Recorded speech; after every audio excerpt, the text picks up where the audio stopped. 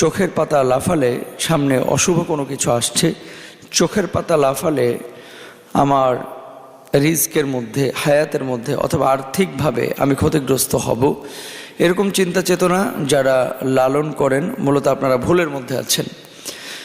বাম চোখ অথবা ডান চোখ এই লাফানোর সাথে ভাগ্যের কোনো সম্পর্ক নেই। অনেক সময় চোখের মধ্যে ওই যে তিলের মতো অংশ দেখা যায়, আবার কারো চোখের মণি একটু কালো, কারো চোখের মণি একটু সাদা ধরনের, আবার কারো চোখের মণিটা একটু নীলাভ।